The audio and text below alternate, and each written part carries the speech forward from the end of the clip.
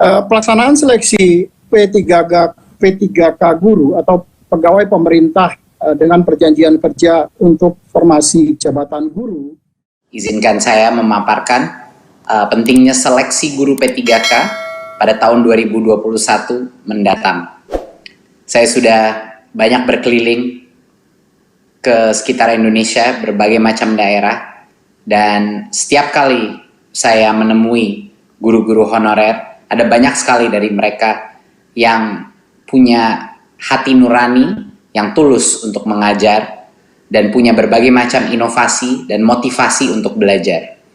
Jadi semakin saya terjun ke lapangan, semakin saya menyadari bahwa pasti ada cukup banyak guru-guru honorer ini yang gajinya sekarang dibayar antara 100 sampai 300 ribu rupiah per bulan, yang sebenarnya layak menjadi ASN, yang sebenarnya punya kompetensi untuk menjadi guru yang baik. Dan karena itu kita memastikan di Kemendikbud bahwa ada jawaban dari pemerintah.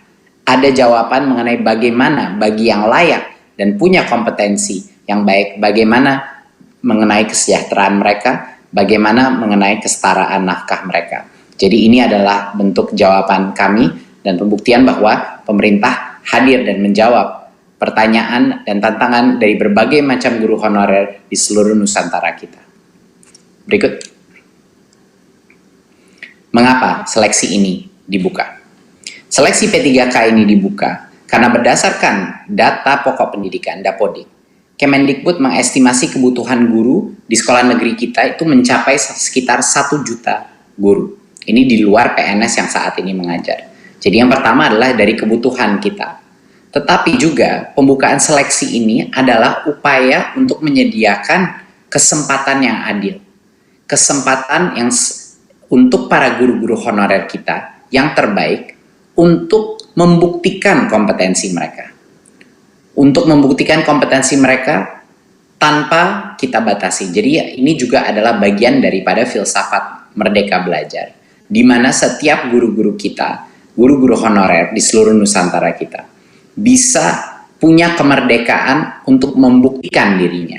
Apakah mereka punya kompetensi untuk diangkat menjadi ASN sehingga meningkatkan nafkah mereka dan kesejahteraan mereka. Berikut. Siapa saja yang dapat mendaftar dan mengikuti tes seleksi ini? Pemerintah membuka kesempatan bagi guru-guru honorer di sekolah negeri dan di swasta yang terdaftar di Dapodik. Ini juga termasuk guru eks tenaga honorer kategori 2 yang belum pernah lulus seleksi menjadi PNS atau P3K sebelumnya. Dan yang kedua adalah untuk lulusan PPG yang saat ini tidak mengajar. Jadi dua-duanya boleh diberikan kesempatan di tahun 2021 untuk mengikuti tes seleksi ini. Berikut.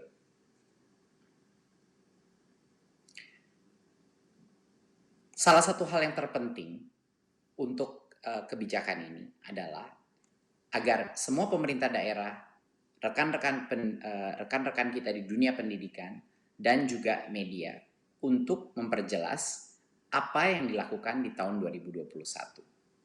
Dan kenapa ini beda dari sebelum-sebelumnya.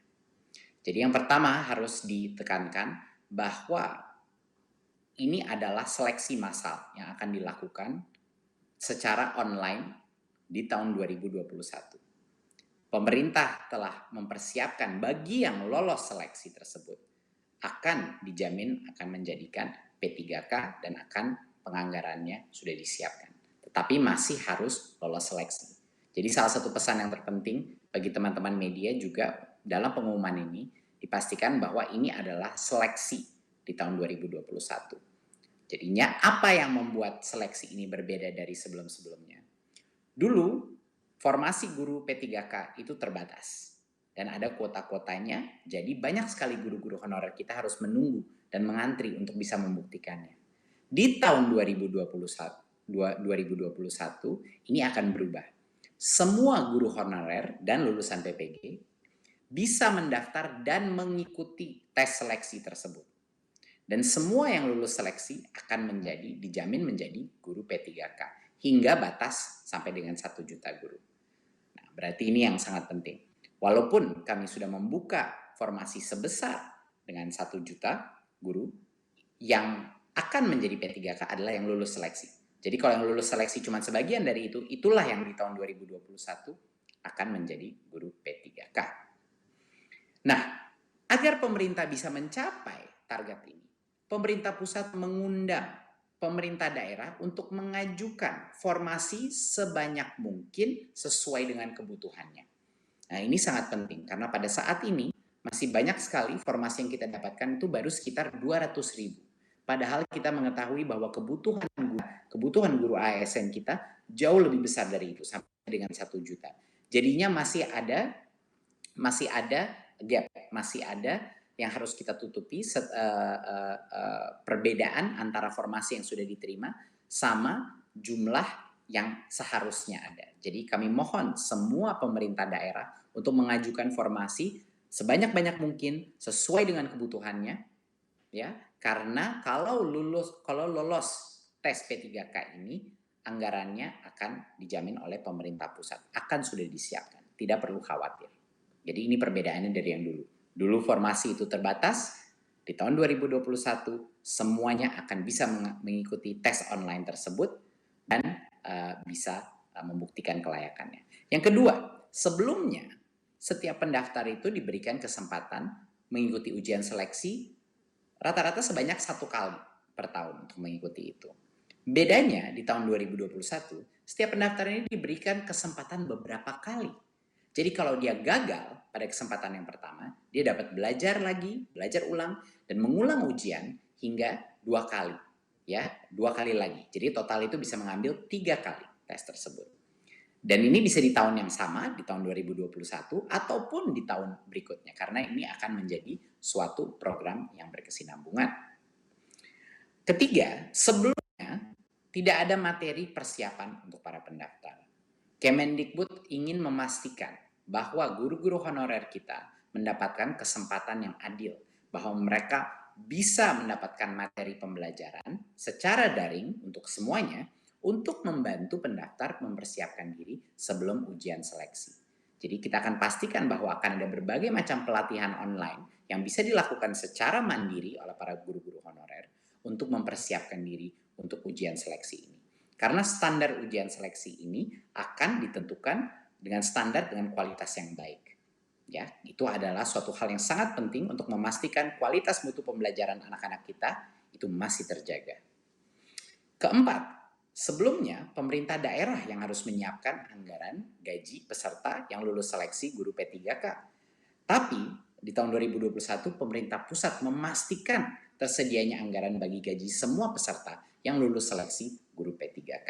Jadinya daerah sekali lagi tidak perlu khawatir mengajukan formasi sesuai dengan kebutuhannya karena anggarannya sudah disiapkan. Dan yang terakhir, biaya penyelenggaraan ujian sebelumnya biasanya ditanggung oleh pemerintah daerah.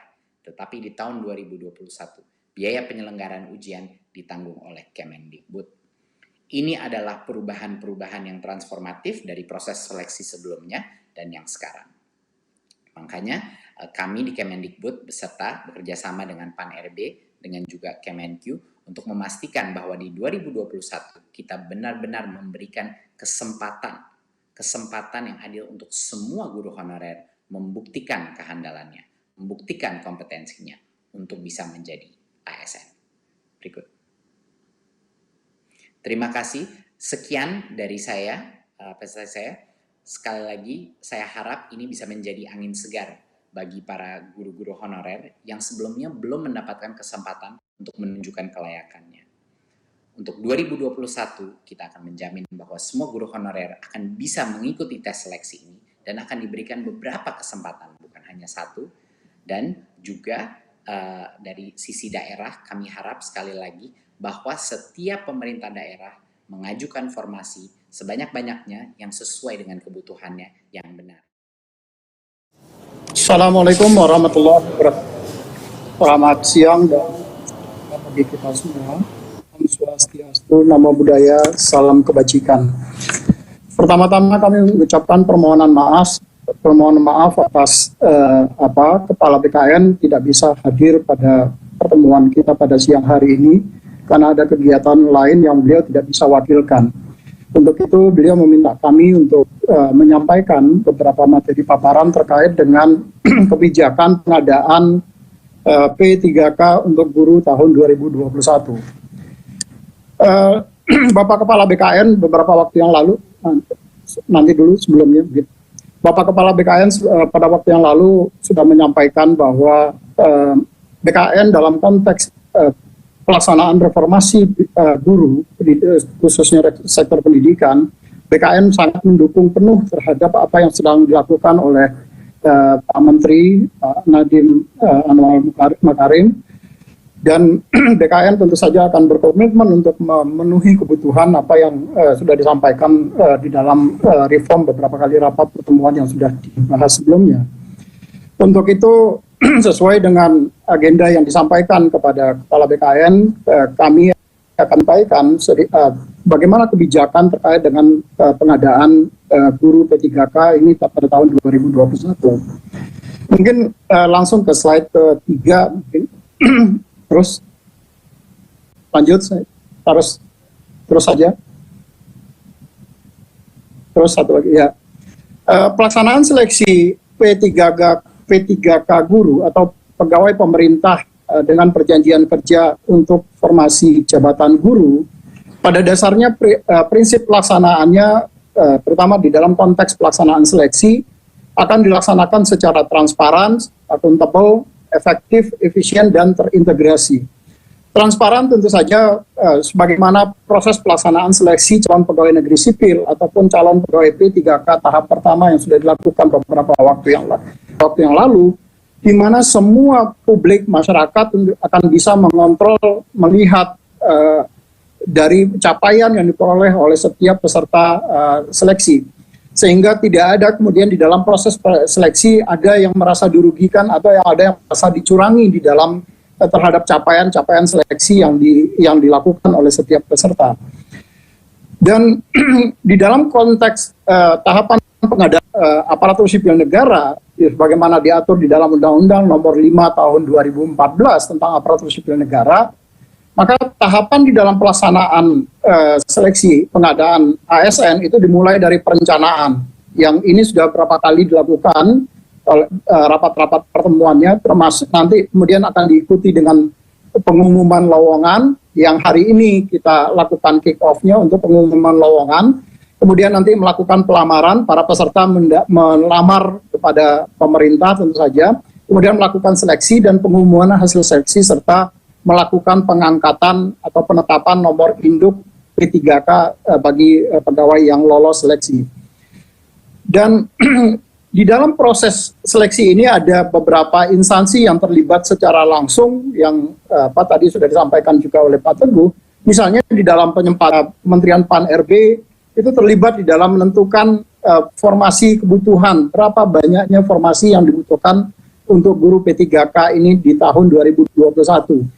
Tadi Mas Menteri menyampaikan ada kebutuhan sampai dengan 1 juta guru. Apakah nanti 1 juta guru bisa kita penuhi sekaligus atau nanti dilakukan secara bertahap tetapi tetap tercapai 1 juta guru misalnya. Yang kedua, karena nanti ada proses seleksi, maka tentu saja nanti akan ada passing grade. Berapa tingkat kelulusan dari seseorang guru, sehingga kualitas seseorang guru seperti tadi sampaikan arahan dari Pak Wapres misalnya, ada beberapa kompetensi-kompetensi dasar dan kompetensi teknis yang dibutuhkan bagi seseorang guru, sehingga ke depan kita berharap bahwa kualitas anak didik kita itu akan jauh lebih baik. Nah, dari sisi BKN tentu saja kami di dalam konteks pendaftaran, semua proses yang dilakukan oleh BKN mulai dari pendaftaran itu sudah menggunakan teknologi informasi. Kita mulai dari pendaftaran kita menggunakan sistem seleksi calon aparatur sipil negara untuk P3K, di mana semua peserta nanti akan membangun pesertanya, kemudian mereka registrasi pendaftaran, dan termasuk juga melakukan pencetakan kartu ujian. Semua dilakukan by system. Data yang terdaftar, mereka yang mendaftar, kemudian datanya akan terintegrasi dengan data Dapodik untuk melihat, karena tadi dibatasi bahwa P3K guru ini, itu scopingnya dibatasi bahwa diprioritaskan untuk guru yang sekarang sudah menjadi honorer, yang dia datanya terdaftar di Dapodik, kemudian data yang guru yang sekarang ada di data THK 2 serta data guru yang yang sudah seleksi lulus PPG yang sebagaimana yang program sertifikasi yang dikeluarkan oleh teman-teman di Kementerian Pendidikan. Karena di dalam Undang-Undang ASN, Undang-Undang Nomor 5 Tahun 2014 juga yang berhak menjadi aparatur sipil negara adalah warga negara Indonesia, maka tentu saja nanti pada saat pendaftaran sistem juga akan terkoneksi atau terintegrasi dengan data Dapodik ya, data Dukcapil. Sehingga kami memastikan bahwa semua data orang yang mendaftar itu adalah warga negara Indonesia. Nah, begitu nanti mereka setelah melakukan pendaftaran, maka data kemudian akan dikirim ke sistemnya Kementerian Dikbud, UNBK, Ujian Nasional Berbasis Komputerisasi. Semua proses pengiriman data itu akan dilakukan dengan menggunakan sistem. Jadi tidak ada data yang akan tercecer di tengah jalan. Begitu selesai pelaksanaan seleksi, maka nanti dilakukan pengolahan hasil ujian itu juga langsung disampaikan kepada BKN untuk dilakukan pengolahan nilai dan sekaligus melakukan penetapan NIP. Nah, di BKN sekarang ini kita tidak lagi melakukan mencetak dengan menggunakan kertas, tetapi semua termasuk penandatanganan untuk siapa saja yang lulus sudah menggunakan tanda tangan digital yang sistemnya dikoordinasikan oleh teman-teman di Badan Cyber dan Sandi Negara. Dalam konteks penetapan nomor induk pegawai PTA nanti itu juga dengan menggunakan sistem informasi aparatur sipil negara. Jadi BKN termasuk nanti ke depan untuk melakukan unggah dokumen persyaratan yang dibutuhkan untuk pengangkatan seseorang menjadi calon pegawai negeri sipil ataupun calon pegawai P3K itu sudah menggunakan sistem secara keseluruhan. Next. Lanjut. Nah, di dalam konteks pelaksanaan guru P3K, pegawai pemerintah dengan perjanjian kerja, kalau kita berbicara perjanjian maka tentu akan ada kapan rentang waktu perjanjian kerja itu. Undang-Undang Nomor 5 Tahun 2014 ataupun PP 49 Tahun 2017 tentang manajemen P3K di situ sudah mengatur bahwa perjanjian kontrak dengan pegawai P3K itu paling singkat dilakukan 1 tahun dan dipanjang sesuai dengan pencapaian kinerja dari setiap pegawai P3K tadi. Termasuk juga nanti kesesuaian dari kompetensi. Jadi kalau kompetensinya ternyata tidak pas di bidang itu, maka tentu saja kontrak P3K-nya bisa diputus dan yang bersangkutan kemudian bisa mengikuti kontrak dengan jabatan yang lain, yang berbeda. Kemudian tentu tapi setelah melaksanakan seleksi. Kemudian ada berdasarkan atas kebutuhan instansi. Jadi kenapa Anjap ABK, analisa jabatan dan analisa beban kerja dari setiap ASN, baik itu CPNS ataupun calon pegawai P3K, itu harus disusun berdasarkan analisa jabatan dan analisa beban kerja.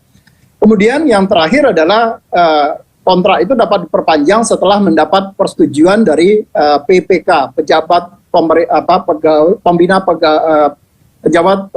kepegawaian, yang dalam hal ini adalah Bapak Ibu Gubernur, Bapak Ibu Bupati, dan Bapak Ibu Wali Kota. Nah, dalam konteks peraturan perundang-undangan juga diatur apa sih yang kemudian bisa menyebabkan perjanjian kerja itu bisa dihentikan. Yang pertama, dia bisa dihentikan secara hormat. Kalau misalnya jangka waktu perjanjiannya sudah berakhir. Misalnya kalau dia sudah memasuki batas usia yang dipersyaratkan di dalam jabatannya. Jadi kalau untuk guru misalnya batas usia yang dipersyaratkan di dalam jabatannya maksimum 60 tahun, maka nanti mereka akan dapat diberhentikan dengan hormat setelah yang bersangkutan mencapai batas usia 60 tahun. Kemudian juga karena yang bersangkutan meninggal dunia atau karena atas permintaan sendiri, mungkin dia diterima dari pekerjaan di tempat lain, kemudian dia mengundurkan diri, maka dia bisa diberhentikan dengan hormat. Kemudian karena ada faktor perampingan organisasi kebijakan pemerintah yang mengakibatkan ada mau tidak mau atau suka tidak suka ada pengurangan dari pegawai P3K itu sendiri. Kemudian yang terakhir adalah karena dia tidak cakap secara jasmani dan atau rohani, sehingga yang bersangkutan kemudian tidak mampu menjalankan tugas dan kewajibannya sebagaimana yang diperjanjikan di dalam kontrak kerjanya mereka. Dan yang kedua, mereka juga bisa diberhentikan tidak dengan hormat, tapi tidak atas permintaan sendiri. Jadi hal ini diakibatkan karena misalnya yang bersangkutan dihukum penjara karena melakukan tindak pidana, dan dia dihukum paling singkat itu 2 tahun. Tindak pidananya itu dilakukan tanpa rencana, maka jadi dia kebawa dampak dari tindak pidana yang dilakukan secara berkelompok misalnya. Nah, dia bisa diberhentikan dengan hormat, tapi tidak atas permintaan sendiri. Kemudian yang kedua adalah karena dia melakukan pelanggaran disiplin tingkat berat, sebagaimana yang diatur di dalam PP 53 tentang disiplin pegawai ASN. Kemudian dia juga bisa diberhentikan dengan hormat tidak atas permintaan sendiri sebagai konsekuensi dari tidak memenuhi target kinerja yang telah disepakati. Jadi Bapak Ibu PPK, Bapak Ibu Gubernur, Bupati, Wali Kota itu dapat melakukan evaluasi atas kinerja dari setiap PPK yang kita angkat, kemudian apakah yang bersangkutan kemudian layak untuk dilakukan perpanjangan kontrak kinerjanya atau tidak. Kemudian yang ketiga adalah dia bisa diberhentikan dengan tidak hormat. Apabila kalau dia melakukan penyelewengan terhadap Pancasila dan Undang-Undang Dasar, maka dia bisa diberhentikan dengan tidak hormat. Kemudian dia dihukum penjara atau kurungan karena telah melakukan tindak pidana kejahatan jabatan. Jadi dia melakukan korupsi yang ada hubungannya dengan jabatan, dan itu kemudian sudah ditetapkan oleh keputusan pengadilan, maka dia bisa diberhentikan dengan tidak hormat. Yang selanjutnya adalah kalau dia ikut menjadi anggota atau pengurus partai politik. Ini tidak hanya berlaku bagi pegawai P3K, tetapi juga berlaku bagi pegawai negeri sipil. Jadi kalau dia menjadi partai politik, maka yang bersangkutan kemudian dapat diberhentikan dengan tidak hormat. Dan yang terakhir adalah yang bersangkutan kemudian dihukum penjara karena melakukan tindak pidana yang diancam dengan pidana penjara paling singkat 2 tahun atau lebih, dan pidana tersebut dilakukan secara berencana. Jadi sudah ada tindakan-tindakan yang berdampak terhadap tindakan pidana yang kemudian yang bersangkutan dipenjara. Ini kemudian bisa diberhentikan dengan tidak hormat bagi pegawai P3K yang tadi. Itu mungkin beberapa hal yang perlu kami sampaikan dari sisi Badan Kepegawaian Negara, dan atas perhatiannya kami ucapkan terima kasih. Assalamualaikum warahmatullahi wabarakatuh.